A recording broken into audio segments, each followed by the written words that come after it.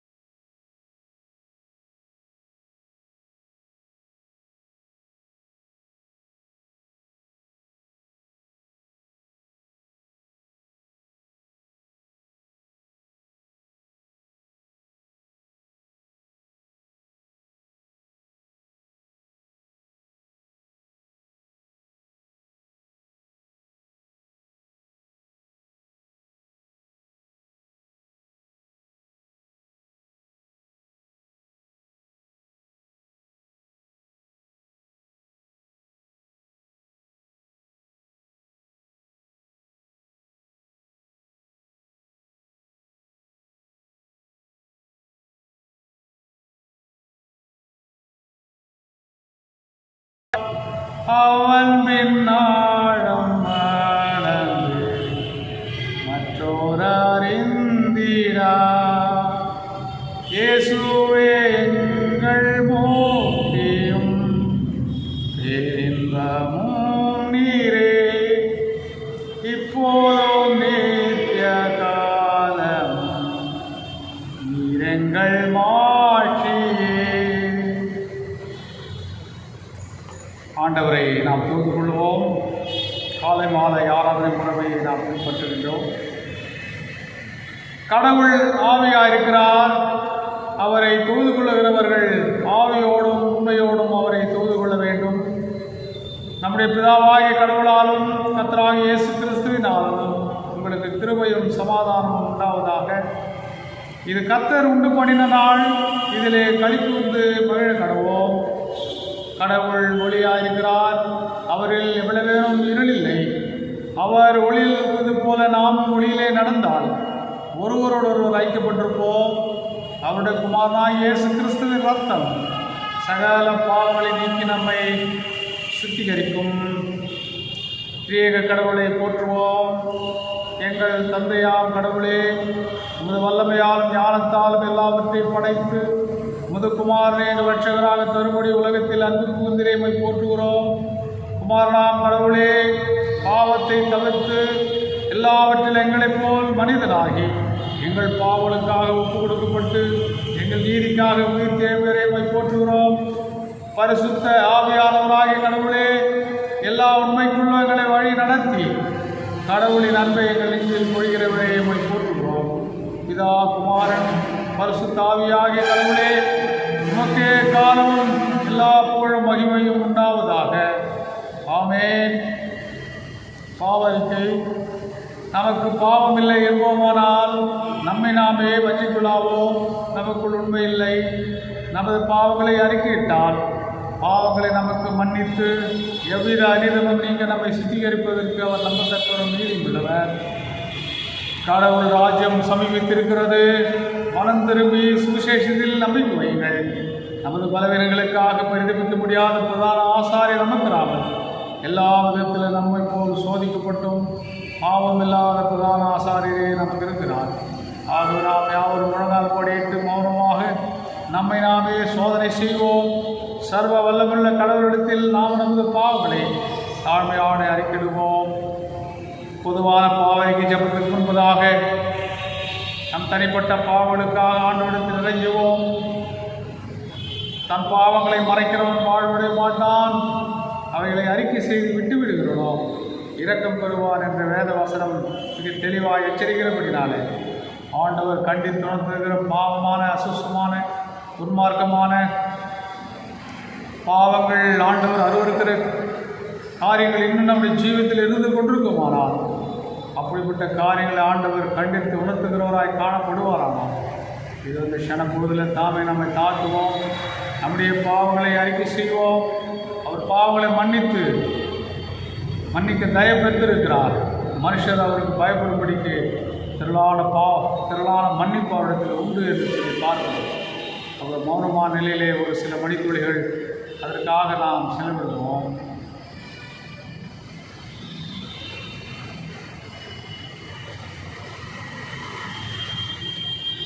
தொடர்ந்து வருகிற பொதுவான பாவரிகை ஜெபத்தை நாம் ஏறெடுப்போம். இரண்டாவது பாவரிகை ஜெபம். எங்கள் தந்தையாம் கடவுளே,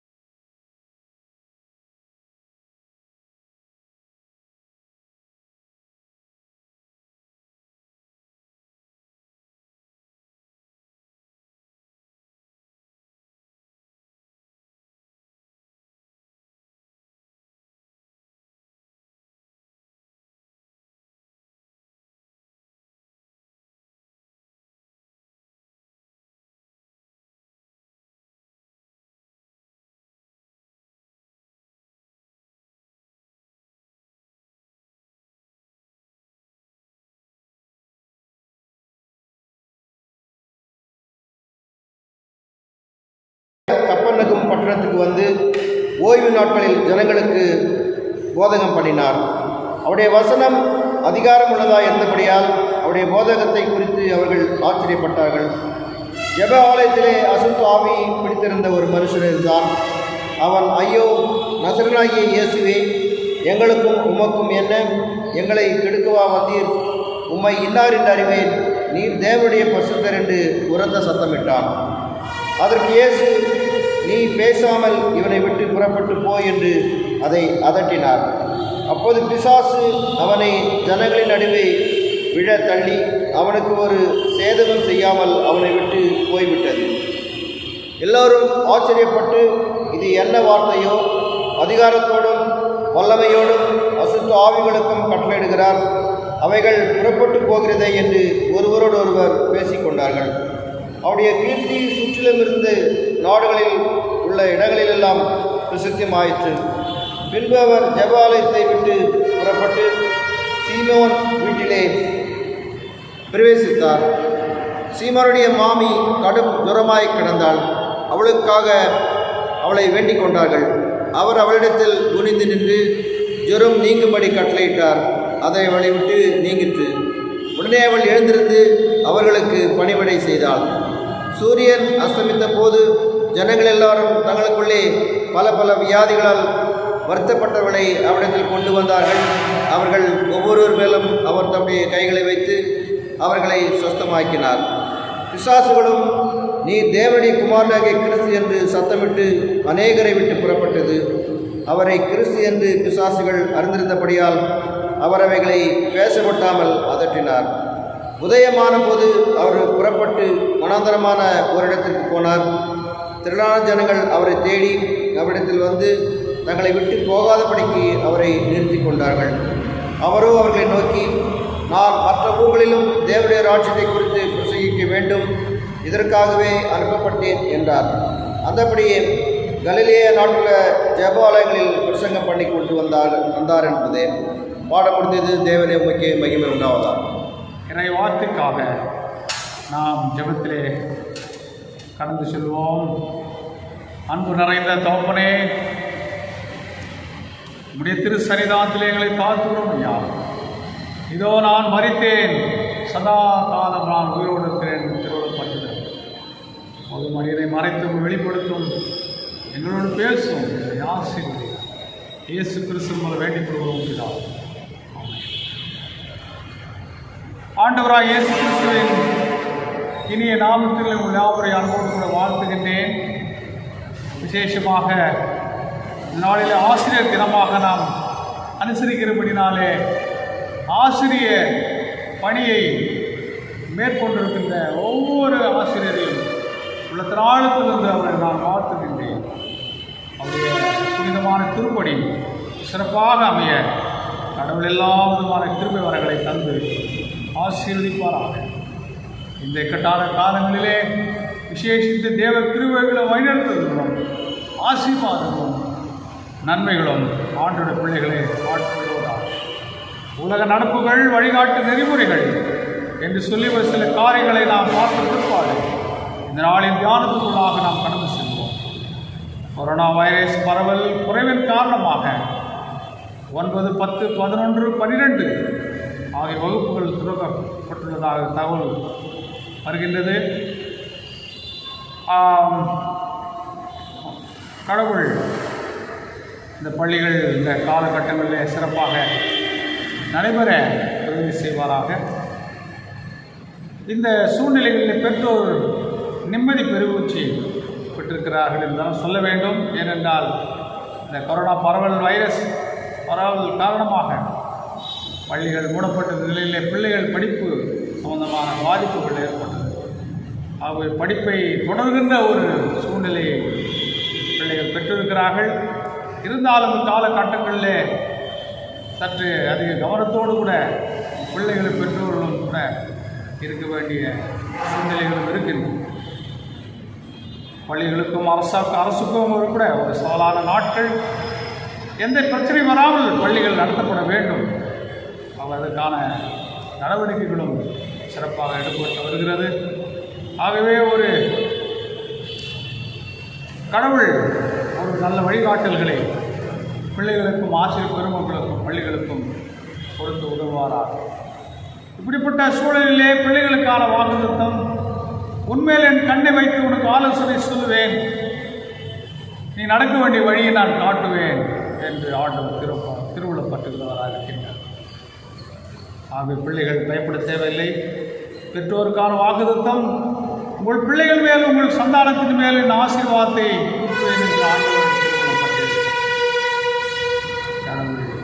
உங்கள் பிள்ளைகள் படிப்பையும் கர்த்தர் ஆசீர்வதித்து தருவாராக. இதோ கர்த்தரை தன் தெய்வமாக கொண்ட ஜாதியும் அவரை தெய்வமாக கொண்ட அவர் தன் ஜனமாக தெரிந்து கொண்ட ஜனமும் பாக்கியம் உள்ளது என்கிற வசனத்தின் அடிப்படையில் கர்த்தருடைய பிள்ளைகளால் நடத்தப்படுகிற பள்ளிகள் ஆண்டவர் வாக்குத்தத்தங்களை அவளுக்கு கொடுக்க சித்தம் கொண்டிருக்கிறார். இசைவேளை காக்கிறவர் உறங்குவதும் இல்லை, தூங்குவதும் இல்லை என்று சொல்லப்படுகிறது. அது ஆண்டவர் பெயரில் பாரத்தை வைத்து ஆண்டவர் பெயர்களை நடத்துகின்ற பள்ளிகள் சிறப்போடு நடைபெற ஆண்டவர் எல்லாரும் திருவருளை தந்து வருவார். இந்த நாளிலே கூட நமக்கு கொடுக்கப்பட்ட தியான தலைப்பு இயேசுவே குரு என்று சொல்லப்பட்டுள்ளது. ஆசிரியர் தினம் ஆகப்படினாலே ஆகவே அந்த பொருள் அடிப்படையிலே இந்த நாளிலே நாம் தியானிக்க அன்போடு அழைக்கிறோம். இந்த போதக பணி எப்படி வந்தது, அதனுடைய தோற்றம் என்ன என்று சொல்லி நாம் பார்ப்போமானால், வேதாகமம் வெளிவராததற்கு முன்பு கதைகள், போதனைகள், முற்பிதாக்களின் பெயர்கள், கவிதைகள் போன்றவைகள் வாய் மூலமாக அடுத்த தலைமுறைகளுக்கு கடத்தி செல்லப்படும். இதன் பெயர் வாய்சூல் மரபு என்று சொல்லப்படுகிறது. வாய் மூலமாக வாய் சொற்கள் மூலமாக சந்ததிக்கு அந்த விஷயங்கள் கடத்தப்படுகிற ஒரு மரபு. வேதாகமம் எழுதப்பட்ட நிலையிலே ஒவ்வொரு சாப்டர் ஒவ்வொரு சாப்டருக்கு தொடங்கும்போது கர்த்தர் சொன்னதாவது என தொடங்கும். ஸோ அதனுடைய பொருள் என்னவென்றால், கடவுள் மக்களை போதித்து வழிநடத்தும் ஆசிரியராக இருக்கின்றதை நாம் பார்க்கிறோம். தாவீதும் அவர்களும் தம்முடைய வழிகளை மோசேக்கும் தம் கிரியைகளை இஸ்ரவேலருக்கும் தெரியப்படுத்தினார் என்று சொல்லப்படும். அது ஒரு போதகராக, ஒரு ஆசிரியராக இறை மக்களுக்கு கடவுள் இருந்ததை பார்க்கிறோம். போதகத்தை விட்டுவிடாதே, தாக்கும் போதகத்தை விட்டுவிடாதே, உன் வாயை விட்டு அது பிரியாது இருப்பதாக என்றெல்லாம் ஆண்டோட வசனங்கள் எடுத்துரைக்கின்றதை கூட நாம் பார்க்கிறோம். ஆசிரியர்களை பற்றிய ஒரு சில காரியங்களை நாம் இங்கே உற்று கவனிப்போம். ஆசிரியர் என்பவர் மிக சிறப்பு மிக்கவர் என்று நாம் சொல்லலாம். ஏனென்றால் மனிதனுடைய வாழ்விலும் வளர்ச்சியிலும் பங்கு கொள்கிறவர்களாக இருக்கின்றார். தாய் தந்தை தெய்வத்தோடு ஒப்பிட்டு பேசுகிற ஒருவராக அவர் இருக்கின்றார். மாதா பிதா குரு தெய்வம் என்று சொல்லப்படுகிறது. ஸோ ஒரு மனிதர் நல்ல மனிதராக, பிறர் வளம் பெற உதவும் ஒரு மூலதனமாக, மக்களை உருவாக்கும், நல்ல மக்களாக உருவாக்கும் சக்திகளாக அவர் இருக்கிறதை நாம் பார்க்கிறோம். இந்த வகையிலே இயேசு மனிதர்களை ஒரு நல்ல மனிதராக மட்டுமல்ல, ஒரு தெய்வீக மனிதர்களாக மாற்றும் ஒரு சிறப்பான ஒரு போதகராக கூட, ஆசிரியராக கூட விளங்கினார் என்று சொல்லி பார்க்கிறோம். ஆகவே இவர்கள் சிறப்புமிக்க ஆசிரியர்கள், ஒரு சிறப்புமிக்கவர்கள் என்று மட்டுமல்ல, இவர்கள் புனிதமானவர்கள் என்று கூட நாம் சொல்ல வேண்டும். ஏனென்றால் ஆசிரியர் என்ற ஒரு வார்த்தையை இரண்டு பிரிவாக பிரித்தால், ஆசு என்று சொன்னால் குற்றம் அல்லது குறை என்று கூறலாம். இரிதல் என்று சொன்னால் அகற்றுதல் அல்லது களைதல் என்று பொருள். ஆகவே இந்த பொருட்களை வைத்து நாம் அறிந்து கொள்ளலாம் ஆசிரியர் என்பவர் யார் என்று சொல்லி பார்க்கும்போது, குற்றம் குறைகளை அகற்றுபவர் அல்லது களைகிறவர் என்ற பொருள் கொண்டவர்கள். ஆகவே இவர்கள் நிச்சயமாக ஒரு புனிதமானவர்கள் என்று நாம் சொல்லலாம். ஆகவே தான் அவருடைய ஜாப், அவருடைய தொழில் ஒரு புனிதமான தொழில், ஒரு புனிதமான பணி என்று சொல்லப்படுகிறது. ஆகவே அந்த விஷயத்திலே நாம் பார்க்கும்போது, இந்த போதக பணியிலே, இந்த திருப்பணியிலே சிறகடித்து படர்ந்த ஒரு ஆசிரியர், மிக உன்னதமான நிலையிலே இருப்பவர் யார் என்று சொன்னால் அவர் தான் இயேசு.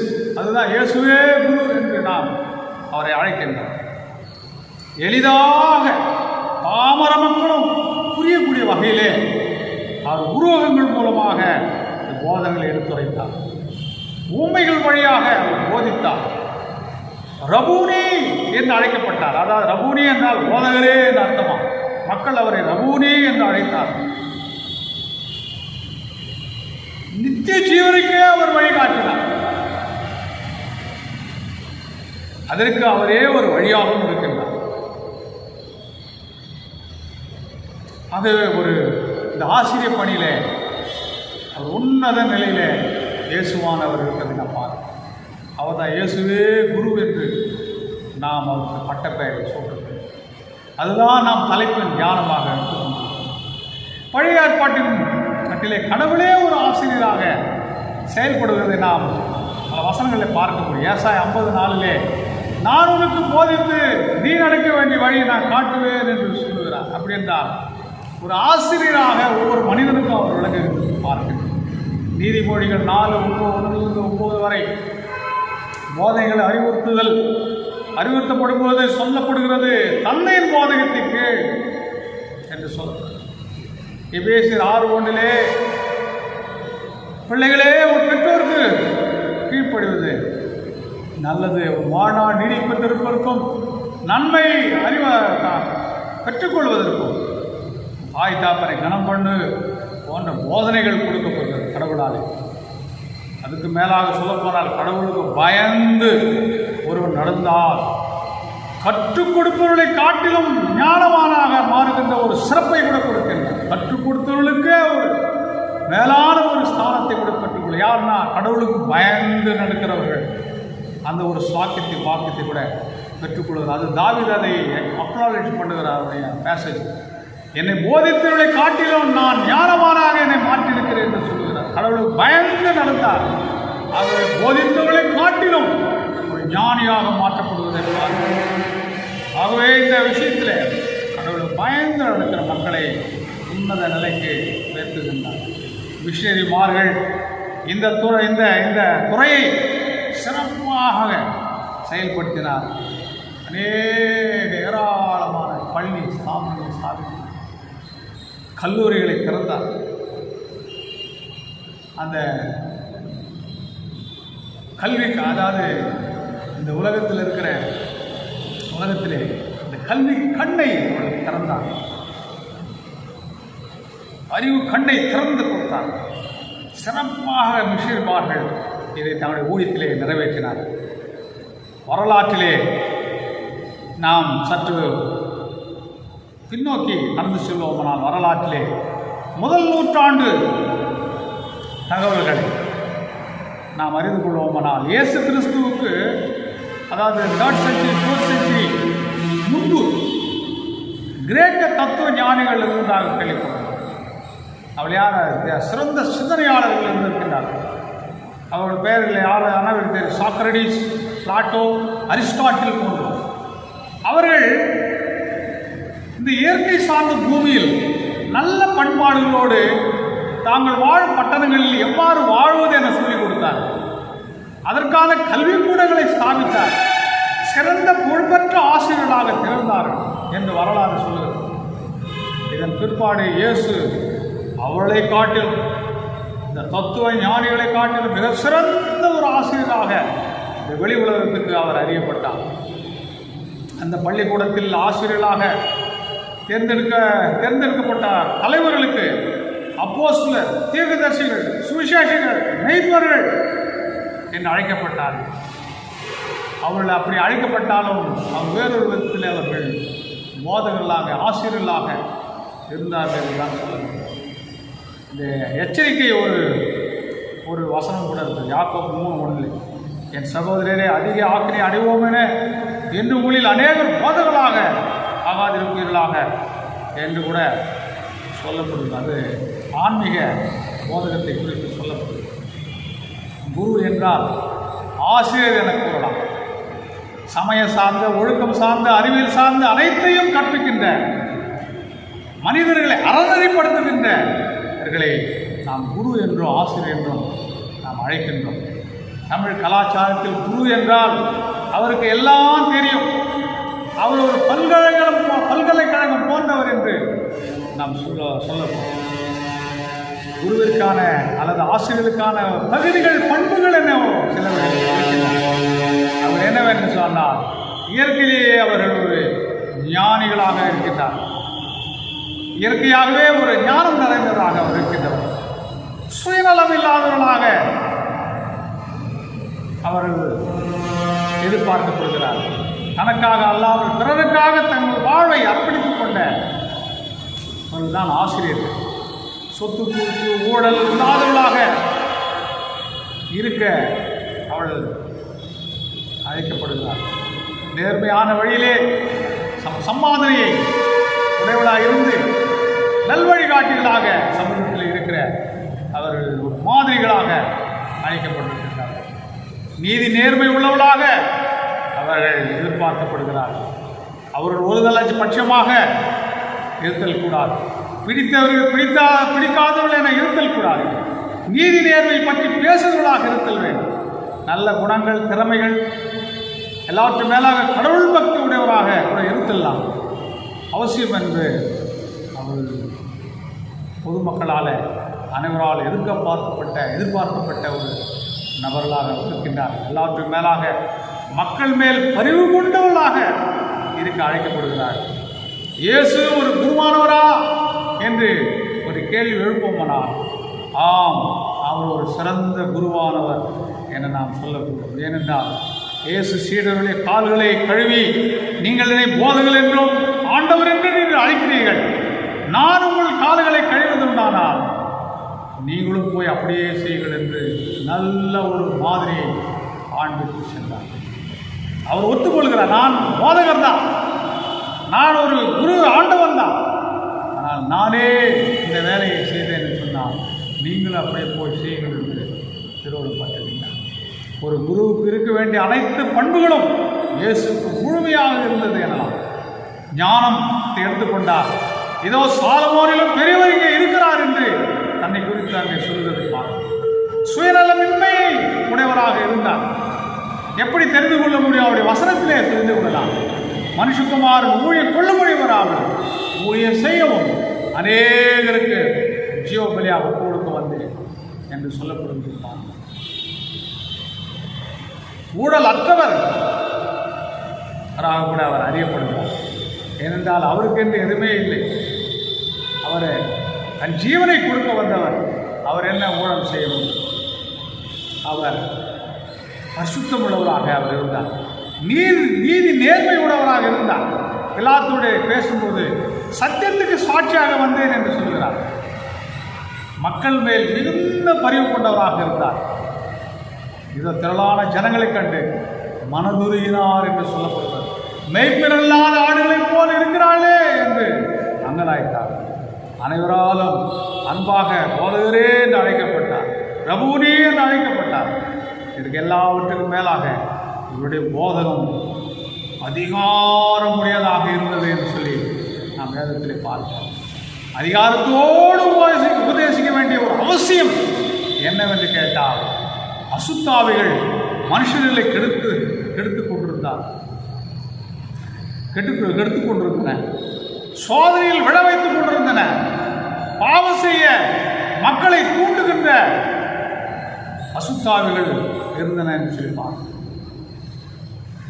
பாவ செய்வது மட்டுமல்லாமல் இறுதியில் மக்களை அழித்து போடுகிற ஒரு அசுத்தாவிகளாக இந்த உலகத்திலே இருக்கின்றது பார்க்கிறோம். திருடவும் கொல்லவும் அழிக்க வருகிறான் என்று வேறொன்றுக்கு வரான் என்று பிசாசை குறித்து வேதத்தில் பார்க்கிறோம். இயேசுவை குறித்து பார்க்கும்போது, நானும் அவர்களுக்கு ஜீவன் உண்டாயிருக்கும், அவர்கள் பரிபூர்ணப்பட வந்தேன் என்று திருவிழப்பட்டிருக்கிறார். ஸோ அங்கே இந்த பிசாசு, இந்த போதனைகள் உலகத்துக்கு அவசியம் என்பது எதற்காக என்று சொன்னால், இந்த அசுத்தாவிகள் இந்த உலகத்தில் எங்கும் வியாபித்திருக்கிறது. இந்த பிசாசுகள் யார் என்று சொன்னால், வானத்திலிருந்து பூமியில் தள்ளப்பட்டவைகள், கடவுளால் சகல மகிமையை கொடுக்கப்பட்டிருந்த அந்த ஒரு தேவ தூதர்களாக இருந்தவர்கள் கடவுளுக்கு மேலாக தம்மை உயர்த்தி கொண்டபடினார்கள் அவர்கள் பூலோகத்தில் தள்ளப்பட்டார். அவர்கள் கடவுளுக்கு எதிராக மக்களை ஏவி விடுகிற ஒரு அசுத்தாவிகளாக இருக்கின்றார். இயேசுவின் வாழ்வில் கூட பார்க்கும்போது, பிறப்பின் போது 2 வயது பிள்ளைகளெல்லாம் கொல்லப்பட்டது. இயேசு சோதனையின் போது 3 முறை இயேசுவை கேள்வி கேட்டு சோதனையில் அகப்பட வைத்தார். சிறிது காலம் விலகியிருந்து சிலுவையில் அறையப்படும்படி மக்களை ஏவி விட்டார். ஆகவே இயேசு பிசாசின் மேல் அதிகாரமுடையவராக அவர் இந்த உலகத்திலே கடந்து வந்தார். அவர் கடந்து வந்தபோது இயேசு அந்த பிசாசுகள்லாம் அலறின, இயேசுவே உமக்கும் எமக்கும் என்ன, என் காலம் வரவில்லையே என்று அது அதறின. ஆனால் இயேசுவோ பிசாசின் பிடியிருந்த மக்களை விடுவித்தார். கொடுமையான பிடியிருந்து விடுவித்து நல்ல போதங்களை அவர் கொடுத்தார். இந்த அதிகாரம் ஒவ்வொரு ஆசிரியரும் தர முடியும். அதற்கு இயேசு முன்மாதிரியாக நம்மையே அர்ப்பணித்து வைத்திருத்து சென்றிருக்கின்றார். எப்படி ஒரு அதிகாரமுடைய ஆசிரியராக ஒரு திகழ முடியும் என்று சொன்னார். அதிகாலையில் இருட்டோடு எழுந்து அவர் பிதாவோடு ஜெபித்துக் கொண்டிருந்த ஒரு பழக்கமுடையவராக இருந்தார். பிதாவோடு நல்ல ஒரு உறவை வைத்திருந்தார். ஒரு விசை சீஷரெல்லாம் அவரை விட்டு கடந்து சென்று ஓடி போனார்கள். அவர் சொன்னார், என்னை நான் ஒருபோதும் தனிமையாக இல்லை, நான் எப்போதும் நான் பிதாவுடைய சித்தத்தை நிறைவேற்றிக் கொண்டிருக்கிறபடினாலே அவர் என்னோடு எப்போது இருக்கிறார் சொன்னார். ஆகவே ஆசிரியர்கள் ஜெபிக்கிறவர்களாக இருக்க வேண்டும். பிதாவோடு நல்ல உறவை கொண்டவர்களாக அவரோடு கூட நடக்கிற மக்களாக இருக்கும்போது சிறந்த ஆசிரியர்களாக இருக்கின்றார்கள். அவருடைய பணியில் கூட தெளிவு பாருங்கள். இதோ தரித்திற்கு சுவிசேஷம் அறிக்கும்படி கர்த்தர் தெரிந்து கொண்டார். ஆகவே நாமும் இந்த ஆசிரியர் பணி கடவுளால் கொடுக்கப்பட்டது என்று தெளிவை பெற்றுக் கொள்ளும்போது அந்த ஆசிரியர் பணி தன்னை ஒப்பு கொடுக்கப்பட்ட அர்ப்பணிக்கப்பட்ட ஒரு ஆசிரியர் பணி தான். அது ஏராளமான பிள்ளைகளுக்கு ஆசீர்வாதத்தை கொண்டு வருவதாக இருக்கின்றன. ஆகவே கிறிஸ்து அன்பார்ந்ததிலே ஆசிரியர் பணி செய்யும் அனைவரும் மேற்கண்ட பண்புகளை உடையவர்களாக இருக்க ஆண்டவர் தாமே கிருபை செய்வாராக. ஆமென். திருச்சபைக்கான அறிவிப்புகள். தேவனுக்கே துதியும் கனமும் மகிமையும் உண்டாவதாக. வாக்குத்தத்த வசனம் 1 பேதுரு 5ஆம் அதிகாரம் 6ஆம் வசனம். 1 பேதுரு 5ஆம் அதிகாரம் 6ஆம் வசனம். ஆகையால் ஏற்ற காலத்திலே தேவன் உங்களை உயர்த்தும்படிக்கு அவருடைய பலத்த கைக்குள் அடங்கியிருங்கள். இந்த புதிய மாதம் முழுவதும் கர்த்தரின் கரம் நம்மை வழிநடத்தி செல்லும்படி நாம் அவரை வருந்தி அழைப்போம். நாம் அவருக்கு முன்பாக மன உத்தமமாய் நடந்து எப்போதும் அவர் வார்த்தைகளுக்கு கவனமாய் செவி கொடுப்போமானால் நாம் எல்லா நெருக்கமான சூழ்நிலையும் அவர் மாற்றி ஏற்ற காலத்தில் நம்மை உயர்த்தி ஆசீர்வதிப்பார். இயேசு கிறிஸ்துவின் இனிய நாமத்தில் திருச்சபையார் அனைவருக்கும் அன்பின் நல்வாழ்த்துக்களை குருசேகர குழுவின் சார்பாக அன்போடு தெரிவித்துக் கொள்கிறோம். இந்த கொரோனா காலகட்டத்தில் ஆராதனைகள் விரைவில் நடைபெறுவதற்கான எல்லா முயற்சிகளையும் எடுத்து வருகின்றோம். திருச்சபையார் ஊக்கமாய் ஜெபிக்கும்படி அன்பாய் கேட்டுக்கொள்கிறோம். ஏற்ற தகவல்களை உங்களுக்கு தெரிவிப்போம் என்பதை அன்போடு தெரிவித்துக் கொள்கிறோம். நமது தென்னிந்திய திருச்சபை உருவாகி 75வது ஆண்டு பிளாட்டினம் ஜூப்ளி கொண்டாடி கொண்டு வருகின்றோம் என்பதை மகிழ்ச்சியுடன் தெரிவித்துக் கொள்கிறோம். அதைத் தொடர்ந்து திருச்சபையார் தென்னிந்திய திருச்சபையை குறித்து புதியதாக பாடல் அல்லது கட்டுரை 2000 வார்த்தைகளுக்கு மிகாமல் எழுதி அதை பேராய செயலருக்கு வருகின்ற 15/9/2021 அனுப்ப அன்பாய் கேட்டுக்கொள்கிறோம்.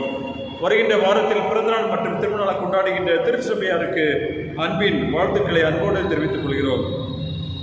ஒவ்வொரு வாரமும் ஆராதனைகளை ரெக்கார்டிங் செய்து அதை ஒளிபரப்பு செய்து வருகின்ற குருசேகர குழு உறுப்பினர் திரு எபனேசர் இம்மானுவேல் மற்றும் பிரதீப் ஜாஸ்வா ஆகியோருக்கு அன்பின் நன்றிகளை அன்போடு தெரிவித்துக் கொள்கிறோம். நன்றி.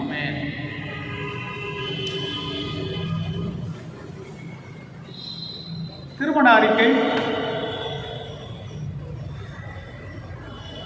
தென்னிந்திய திருச்சபை வேலூர் பேராயம் வாலாஜாபேட் குருசேகரம் தூய யோவான் திருச்சபை சார்ந்த திரு எலியா மணிவண்ணன், திருமதி FC கம்சலா என்பது இளையகுமாரன் செல்வன் M பிரசாந்த் என்பவருக்கும், தென்னிந்திய திருச்சபை வேலூர் பேராயம் சாய்நாதபுரம் CSC பெத்தேல் திருச்சபை சார்ந்த திரு ராம்குமார் என்ற ராஜ்குமார், திருமதி மஞ்சுளா என்பவருடைய மூத்த குமார்த்தி செல்வி வினோதினி என்ற ஆர் வினோலியா என்பவருக்கும் திருமணம் செய்விக்க பெரியவர்களால் நிச்சயிக்கப்பட்டுள்ளது என்று தெரிவித்துக் கொள்கிறோம். இத்தூய திருமணம் நடைபெறக்கூடாதபடி நியாயமான தடை ஏதாவது இருக்குமாய் திருச்சபை ஆயருக்கு எழுத்து மூலம் தெரிவிக்கும்படி அறிவிக்கப்படுகிறது. இது இவர்களுக்கு 3ஆம் திருமண அறிக்கை. இன்னொரு திருமண அறிக்கை. தென்னிந்திய திருச்சபை வேலூர் பேராயம் வாலாஜாபேட் குருசேகரம் தூய யோவான் திருச்சபை சார்ந்த திரு சக்கரவர்த்தி, திருமதி ஞான ஜோதி என்பவருடைய குமார்த்தி செல்வி கிரேஸ் பிரியதர்ஷினி என்பவருக்கும், தென்னிந்திய திருச்சபை வேலூர் பேராயம் வாலாஜாபேட் குருசேகரம் தூய யோவான் திருச்சபை சார்ந்தவரும் திரு ராஜேந்திரன், திருமதி சாந்தி என்பவருடைய குமாரனுமான செல்வன் ஆர் நவீன்குமார் என்பவருக்கும் திருமணம் செய்விக்க பெரியவர்களால் நிச்சயிக்கப்பட்டது என்பதை தெரிவித்துக் கொள்கிறோம். இத்தூய திருமணம் நடைபெறக்கூடாதபடி நியாயமான தடை ஏதாவது இருக்குமாயின் திருச்சபை ஆயருக்கு எழுத்து மூலம் தெரிவிக்கும்படி அறிவிக்கப்படுகிறது. இது இவர்களுக்கு 2ஆம் திருமண அறிக்கை. ஜெபம் செய்வோம். மகா இரக்கமும் தயவும் கிருபை நிறைந்த ஆண்டவரே, இதோ திருமணத்தில் இணைக்கப்பட இருக்கிற பிள்ளைகளை கருத்தில் நாங்கள் இப்போது ஜெபிக்கிறோம் சுவாமி. ஒவ்வொரு மேலுடைய பரிசுத்த கரத்தை வைத்து ஆசீர்வதி சுவாமி. ஆண்டவரே, திருமணத்தில் இணைக்கப்படுகிற இரு தம்பதிமார்களையும் ஆண்டவரே, ஆண்டவரே மாப்பிள்ளை மணப்பெண் போன்ற ஆண்டவரே நம்முடைய கரத்தில் நாங்கள் உபயோகிச்சோம். ஆனால் ஒரு கல்யாணம் எப்படி இப்படி பிரசுரத்தினாலே குறைகள் அகற்றி நிறைவாய் காணப்படும், அப்படியா இந்த 2 திருமணங்களும் ஆசீர்வாதம் நிரப்பணும் நாங்கள் ஜெபிக்கிறோம். அந்த குடும்பங்கள் சாட்சியாக வாழட்டும் சுவாமி. பிள்ளைகளுடைய எதிர்கால வாழ்க்கை சிறக்கட்டும். சிறந்த ஆண்டவரே அவர் மற்றவர்களுக்கு எடுத்துக்காட்டாக போதிக்கிற வரத்தை பெற்றவர்களாக, நல்ல வழிகாட்டுவர்களாக, நெறிமுறைப்படுத்துகிற மக்களை நெறிமுறைப்படுத்துகிற மக்களாக இருக்கும்படி கூட புத்திரிக்கு அபிஷேகம் வேண்டும் என்று ஜெபிக்கிறோம். இயேசு கிறிஸ்து மூலம் வேண்டிக் கொள்கிறோம் பிதாவே. ஆமென். தொடர்ந்து நாம் இறுதி ஜெபத்திலே நாம் கடந்து செல்வோம். அன்பு நிறைந்த தகப்பனே, கேட்ட சத்தியத்துக்காக சமத்தில் வருகிற சுவாமி, இந்த நல்ல நேரத்தில் இருந்த விதைகள் ஒரு 30, 60, 100 பலன் கொடுக்க வேண்டும் நாங்கள் ஜெபிக்கிற சுவாமி. ஆண்டவரே, இதோ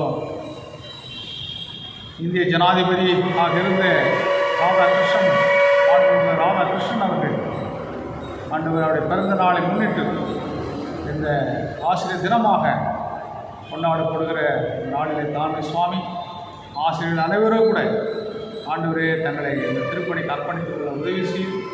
ஆண்டவரே, இயேசுவானவர் ஆதி முதல் ஆண்டவரே இந்த உலக கடைசி பரியந்தம் அவர் பிரதான குருவாக இருந்து கொண்டிருக்கிறார்.